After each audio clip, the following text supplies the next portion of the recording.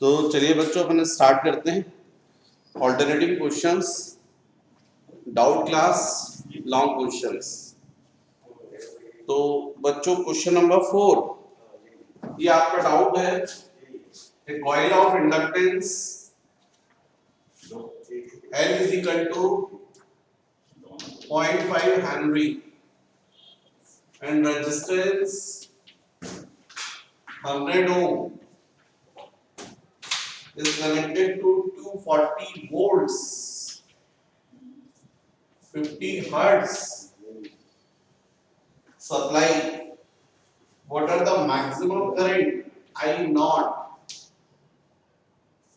and the time lag between voltage maximum and current maximum? तो ये था आपका क्वेश्चन नंबर 4।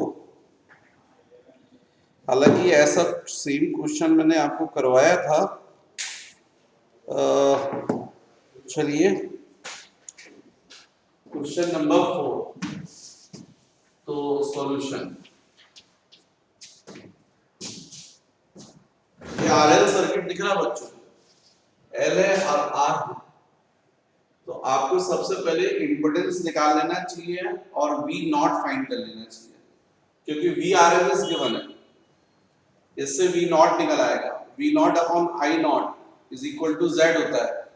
तो आप यदि वी नॉट की वैल्यू निकाल लें और जेड की वैल्यू निकाल लें तो आपका आई नॉट निकल आएगा।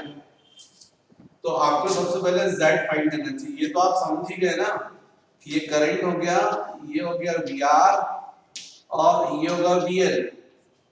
भाई एल सर्किट में वोल्टेज लीडिंग होता है, कितना लीडिंग होता है 90, है ना। और आर सर्किट में फेज डिफरेंस कितना होता है 0। और ये बन गया आरएल सर्किट, क्योंकि रेजिस्टेंस भी है और इंडक्टेंस भी है। तो नो डाउट नेट वोल्टेज ऐसा आएगा। तो ये हो जाएगा फेज डिफरेंस 5, और एक बार फेज डिफरेंस आ गया तो टाइम डिफरेंस भी आ जाएगा, टाइम लैग भी आ जाएगा between maximum voltage and maximum current.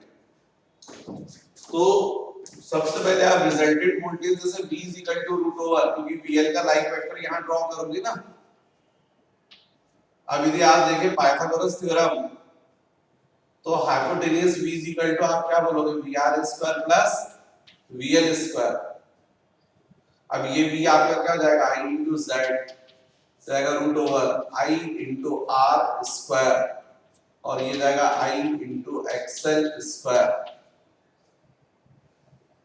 तो I स्क्वायर कॉमन निकल जाएगा, स्क्वायर रूट के बाद आई होगा, इसको कैंसिल कर देगा, इंपेडेंस आ जाएगा Z root over R square plus XL मतलब ओमेगा स्क्वायर, मतलब ओमेगा स्क्वायर एल स्क्वायर। तो ये इंपेडेंस का फॉर्मूला है जो आपको अब डायरेक्ट ब्रेन में निकालना चाहिए, क्योंकि अब आपके कॉन्सेप्ट्स क्लियर है। तुरंत आप जैसे आरएल सर्किट आपको है, ये वेक्टर डायग्राम आपको ब्रेन में आना चाहिए। तुरंत आपको V is equal to root over V R square plus V L square समझ में आना चाहिए, तुरंत समझ में आना चाहिए Z is equal to root over R square plus XL square. अब यहाँ पर आपके पास में R है, फ्रीक्वेंसी है, तो ओमेगा निकल आएगा, है ना, और L भी है। तो बच्चों निकाल लो impedance, Z is equal to root over R square 100 square हो गया, ओमेगा क्या होता है 2 पाई f, f मतलब 50 इंटू एल स्क्वायर, एल मतलब 0.5, इस पूरे का स्क्वायर लगा दो। चलो थोड़ा इजी हो जाएगा, क्योंकि आपको कैलकुलेशन में टाइम भी तो बचाना है। तो रूट ओवर ये हो गया 100 स्क्वायर प्लस 50 इंटू 200, या फिर देखो आप ये 0.5 मतलब 1/2, 2 कैंसिल, 50 पाई, 50 पाई स्क्वायर, 50 स्क्वायर कितना जाएगा 2500, पाई स्क्वायर मतलब 10, तो z is equal to 10 to the power 4, और यहां भी आप था, तो 10 to the power 4 यहां से भी कॉमन निकाल सकते थे। चलिए 1000 निकाल लीजिए। चलिए कितना बचेगा यहाँ पर √10 है ना, 1000 10 to the power 4 तो 1000 ठीक है। और यहाँ पर 25, तो z is equal to 10 cube 25 plus 10 35 36 मान लो 6 आ जाएगा। इम्पिडेंस कितना आ गया, अप्रोक्सीमेटली 6000 ओम, ये इम्पिडेंस आ गया। अब जो इम्पिडेंस आ गया आपको VRMS सप्लाई वोल्टेज पता है, आपको पता है VRMS is equal to V naught by √2। इसमें से VRMS कितना है 240 into √2 is equal to V naught. तो बच्चों Z निकाल दो, V नॉट निकाल दो, I नॉट आ जाएगा, क्योंकि V naught upon I naught is equal to Z होता है। इसका मतलब V naught upon Z is equal to I naught. अब V नॉट आपको पता है 240 इनटू √2, Z आपने निकाल लिया है 6 इनटू 10 टू द पावर 3, इससे I नॉट की वैल्यू जाएगी, ये 6 से कितना हो जाएगा 40 हो जाएगा, 1 0 कैंसिल हो गया, 4/100 आ गया, मतलब 0.04 into √2 is equal to I naught. √2 मतलब 1.4, इसका मतलब कुल मिलाकर 1.4 इनटू 4 करोगे तो 0.56 एम्पियर, अप्रोक्सीमेटली 0.56 एम्पियर। 1.4 सॉरी 1.4 है, 0.056 एम्पियर अप्रोक्सीमेटली। तो ये आपका मैक्सिमम करंट की वैल्यू आनी चाहिए। जब मैक्सिमम करंट आ गया तो अब फेज डिफरेंस आप निकाल सकते हो। Phase difference next, phase difference निकाल लो बच्चों। तो देखो ये है 5, 10 5 बताओ, 10 5 इज इक्वल टू 10 5 perpendicular upon phase VL upon VR, मतलब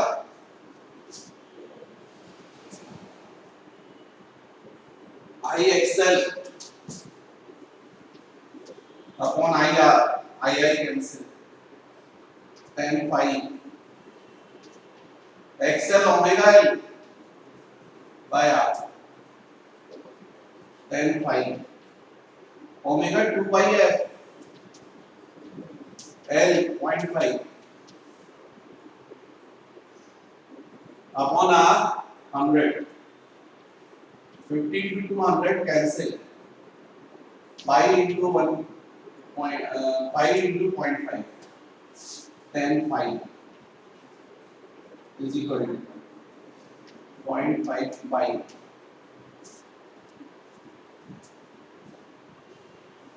मतलब 3.4 into 0.5 1/2, 3.14/2, 10 pi is equal to 1.57। इससे बच्चों 5 की वैल्यू निकल आएगी, 5 फेज डिफरेंस, इससे फेज डिफरेंस आ जाएगा।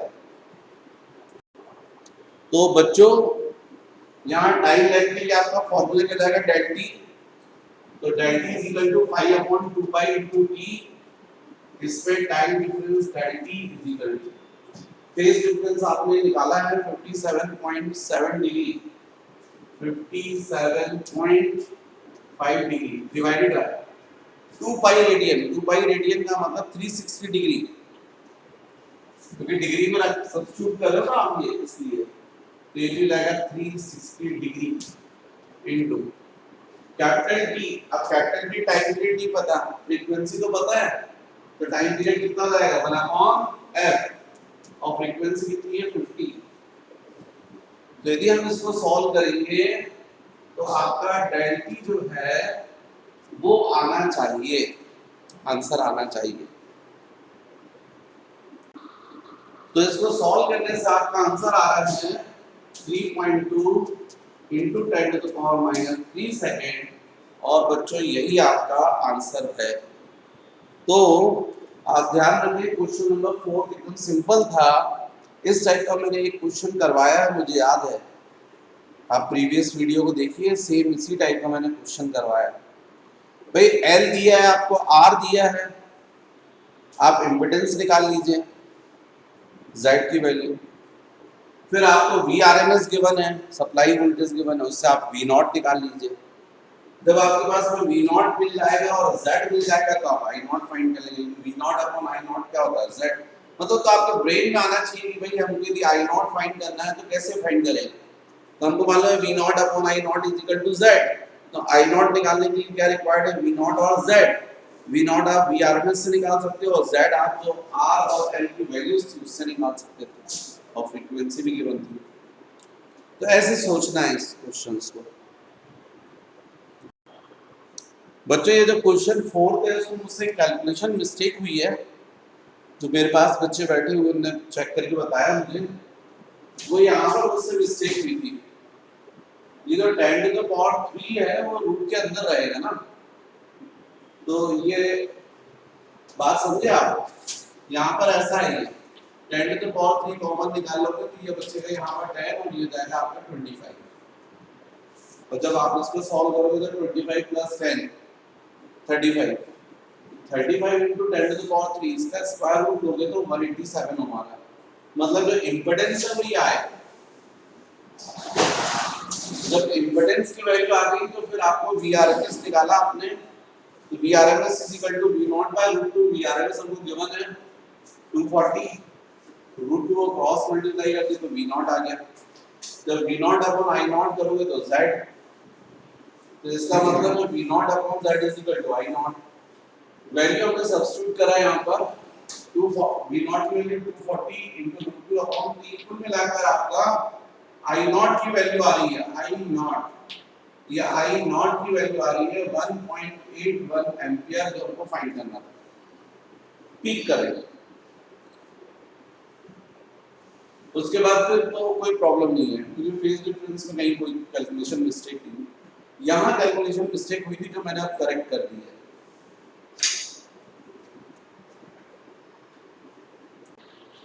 फिर बच्चों क्वेश्चन नंबर 8 नेक्स्ट डाउट है बच्चों का। तो a student connects a long air coil of manganese wire to a 100 volt DC source and records a current of 1.5 ampere. When the same coil is connected across 100 volt 50 hertz AC source, the current reduces to 1 ampere. Why? अरे भाई क्या हो रहा होगा वहां पर, DC से connect कर रहे हो तो डीसी में केवल क्या वर्क कर रहा होगा रेजिस्टेंस, है ना। और जैसे आपने एसी में कनेक्ट कर दिया तो वो रेजिस्टेंस भी आ जाएगा और कॉइल है तो इंडक्टेंस भी आ जाएगा, मतलब इम्पिडेंस की वैल्यू आ जाएगी। तो डेफिनेटली इम्पिडेंस निश्चित रूप से क्या हो गया होगा, बढ़ गया होगा और करंट रिड्यूस हो गया। तो इतना सा रीजन है। फिर calculate the reactance of the coil, L भी बताना है। जब डीसी सोर्स जब आप कनेक्ट करोगे, कॉइल है और कॉइल को आप इससे कनेक्ट कर रहे हो 100 वोल्ट डीसी सोर्स, तो कितना करंट बता रहा हूँ 1.5 एम्पियर। तो एक्चुअली में है तो इसमें आर भी है एल भी है, डीसी में एल तो वर्क नहीं करेगा ना, डीसी में केवल क्या रहेगा आर, क्योंकि फ्लक्स चेंज नहीं होंगे ना। तो इसका मतलब ये हुआ कि यहाँ पर केवल हो जाएगा V equal to I R. V आपका 100 हो गया, I 1.5 हो गया और R, तो 100 upon 1.5 is equal to R। तो आपने क्या किया है, इसकी हेल्प लेकर डीसी की हेल्प लेकर रेजिस्टेंस निकाल लिया। बाद में क्या हुआ, आपने एसी सोर्स से कनेक्ट कर दिया इसी को कॉइल को एसी सोर्स से कनेक्ट कर दिया और वो जो एसी सोर्स है वो 100 वोल्ट और 50 हर्ट्ज का है। तो इसमें करंट की वैल्यू 1 एम्पियर हो गई। कितना हो गया? 1 एम्पियर। करंट रिड्यूस हो गया। डेफिनेटली जो भी इक्विवेलेंट रेजिस्टेंस है जिसको हम लोग इंपेडेंस बोलते हैं वो बढ़ गया होगा। इंपेडेंस बढ़ गया, करंट कम हो गया। तो अब R को अपन ने निकाल लिया, L अपन निकाल सकते हैं, इंपेडेंस निकाल सकते हैं। तो निश्चित रूप से यहाँ पर क्या कंडीशन बनेगी? तो VRMS हमको गिवन है 100 वोल्ट। VRMS की वैल्यू, इससे आप V0 निकाल सकते हो। I0 आपको सप्लाई सॉरी करंट 1 एम्पियर, चलो IRMS पता है 1 एम्पियर, तो VRMS upon IRMS is equal to Z हो जाएगा। ये जाएगा 100 अपॉन I कितना हो गया? 1 हो गया, is equal two of Z। तो निश्चित रूप से पहले रेजिस्टेंस कम था, अब रेजिस्टेंस ज्यादा हो गया। रेजिस्टेंस मतलब इंपेडेंस। इंपेडेंस की वैल्यू आ गई। अब Z इज इक्वल टू क्या होगा यहाँ पर? Root over R square plus XL square. अब ये इंपेडेंस Z, ये तो अपन ने 100 रख दिया। रेजिस्टेंस अपने डीसी वैल्यू से निकाल लिया, वो 100 अपॉन 1.5 आएगा आपका स्क्वायर। XL बोलो ओमेगा L, ओमेगा मतलब 2 पाई F। F बच्चों कितना है? 50 हर्ट्ज। तो ये 50 ये हो गया। और L तो आपको फाइंड करना है, L स्क्वायर।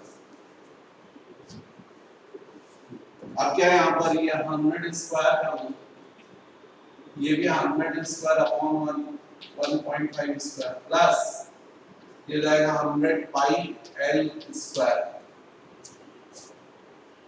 स्क्वायरिंग कर दी अपन ने। फिर देखो यहाँ पर 100 square minus 100 square upon 1.5 square is equal to 100 square pi square L square.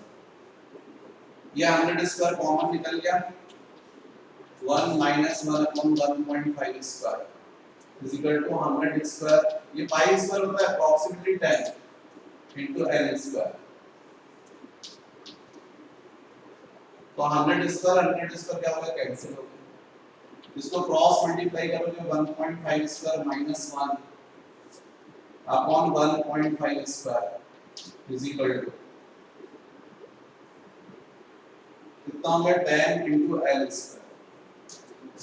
10 into L square. ये कितना आएगा बच्चों? 2.25 माइनस 1 मतलब 1.15 अपॉन 1.5 स्क्वायर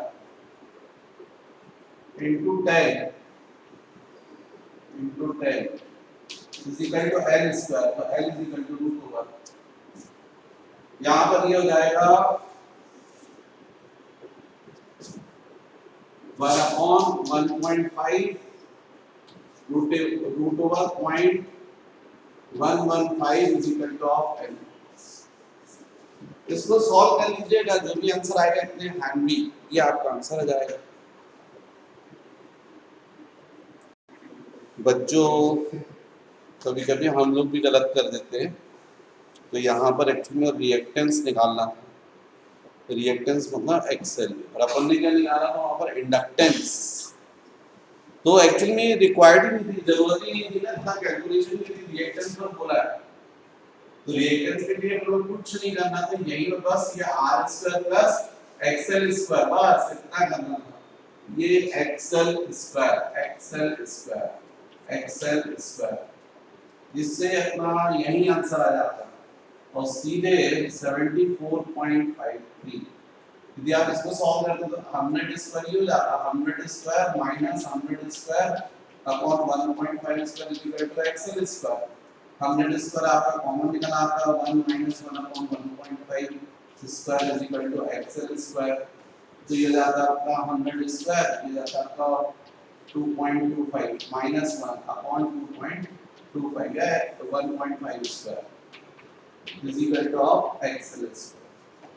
अब यहाँ पर सीधे सीधे आपकी एक्सएल की वैल्यू आती है, तो ये पूरा कैलकुलेशन जो है वो एक्स्ट्रा हो गया 100 स्क्वायर अपॉन 1.5 स्क्वायर इनटू, ठीक है, तो 2.25 माइनस 1 मतलब 1.25 is equal two of XL square. तो एक्सएल इज इक्वल टू बच्चों 100 अपॉन 1.5 इनटू रूट ओवर 1.25। इसको आप सॉल्व कर लीजिए, आपका आंसर जो है 74.2 जो भी था 53 ओम्स। उन्होंने क्वेश्चन में रिएक्टेंस बोला था और मैं निकाल रहा था इंडक्टेंस, क्योंकि वो वैल्यू देखो आप ओम्स में यूनिट दी है। यदि इंडक्टेंस बोला होता तो आंसर किस में होता है, हेनरी में, तो हो जाता है बच्चों।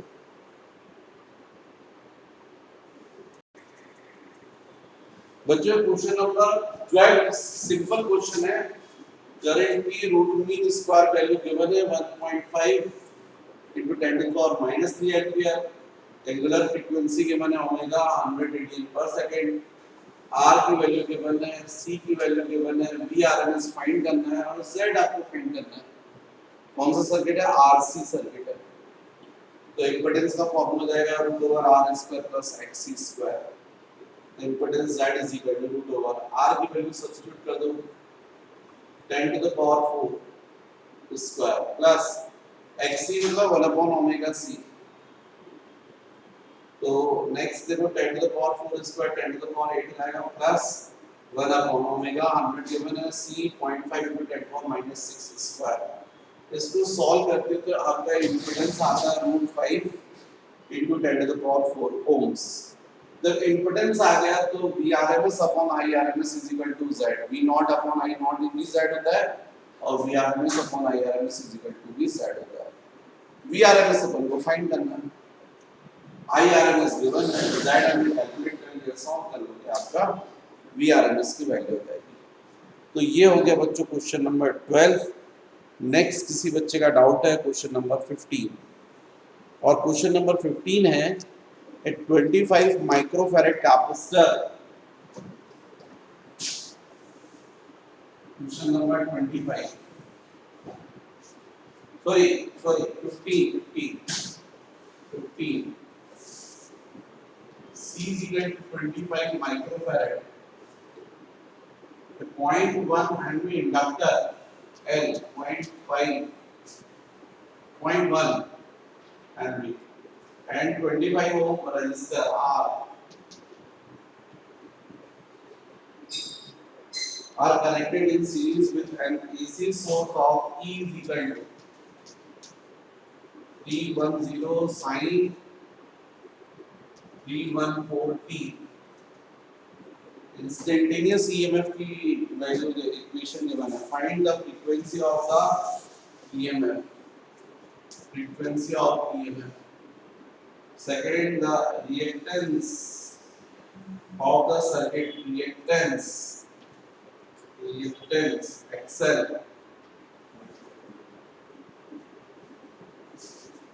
The impedance of the circuit Z। Fourth, the current in the circuit, I।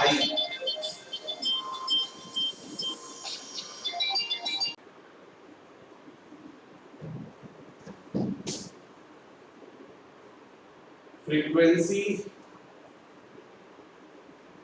reactance, impedance,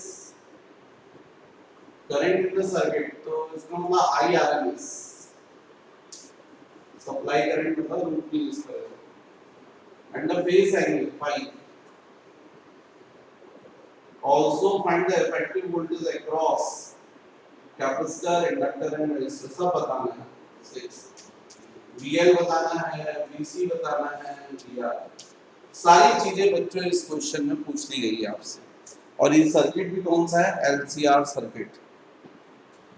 तो यहाँ पर सबसे पहले ये इंस्टेंटेनियस ईएमएफ का इक्वेशन दिया है। यदि इस इक्वेशन को मैं 1 नेम दे दूं और वैसे आपको पता है E is equal to E naught sine omega T, ये इक्वेशन होता है। यदि इन दोनों को कंपेयर कर लो आप तो आपको मैक्सिमम E नॉट, मैक्सिमम है पीक के 310 और ओमेगा कितना मिल गया T14। ओमेगा क्या होता है 2 पाई f, तो इससे जाएगा 2 पाई f, ये कितना हो गया 314। तो f की वैल्यू आ जाएगी 314 डिवाइडेड बाय 2 पाई। पाई क्या होता है 3.14, 50 हर्ट्ज आ रही है बच्चों, इसको सॉल्व करोगे तो 50 हर्ट्ज। तो इसलिए जो ऑल्टरनेटिंग ईएमएफ है उसकी फ्रीक्वेंसी हो जाएगी 50 हर्ट्ज। अब नेक्स्ट जो आपको फाइंड करना है वो है एक्सएल, जो आपके लिए इजी है क्योंकि आपको पता है एक्सएल क्या होता है ओमेगा है। तो उससे आप एक्सएल निकाल लीजिएगा।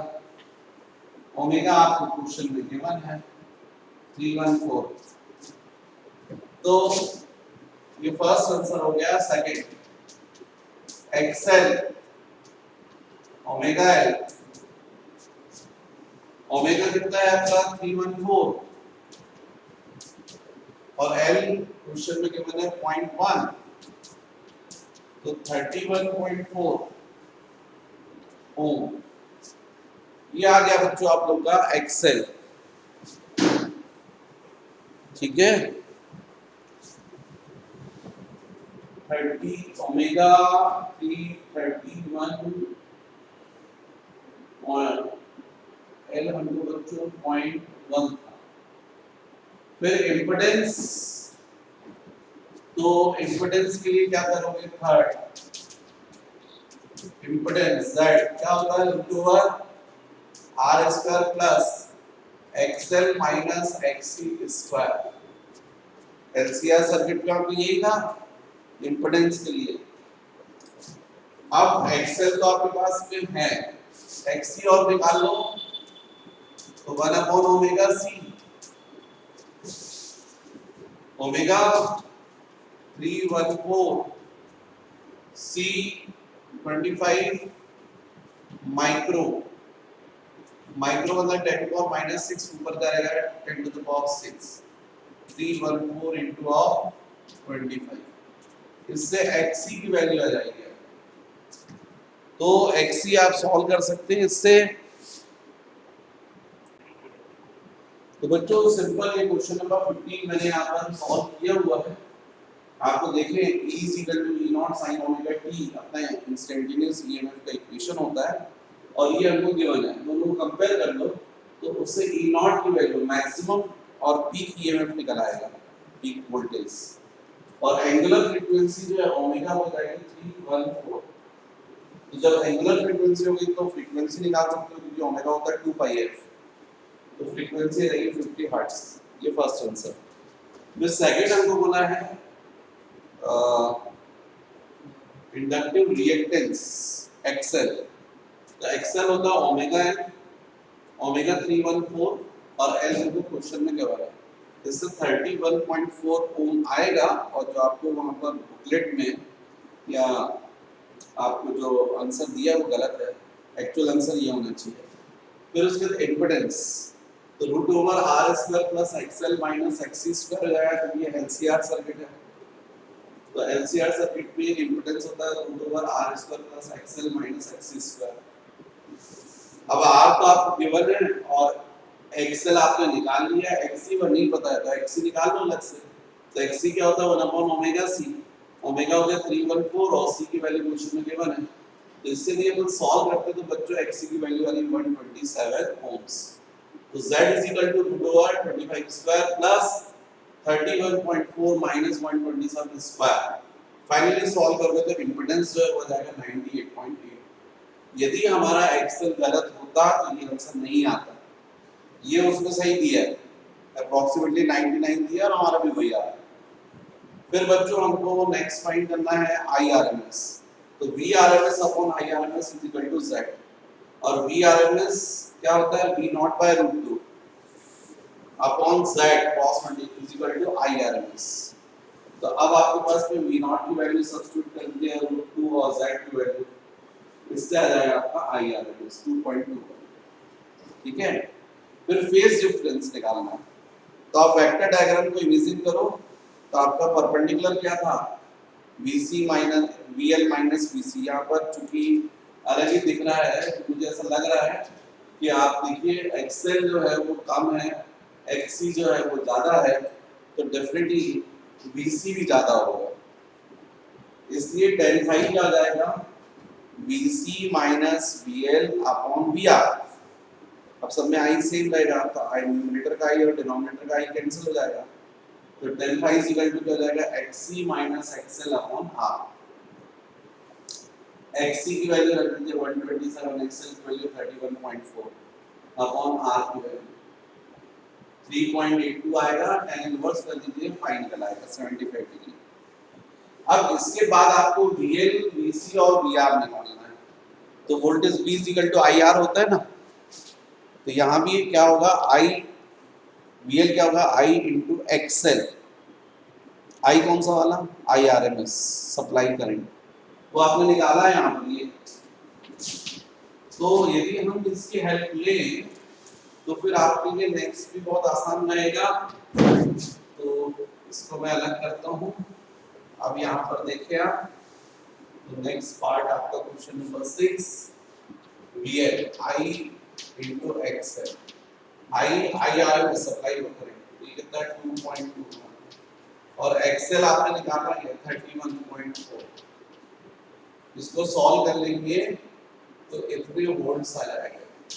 XC बोलो, I into XC, I 2.21 into ये कितना था, 127 आया था शायद आपका, और R सॉरी VC था ये, VR I into R 2.21 into resistance 25। इनको सॉल्व कर लीजिए बच्चों, तो ये आपके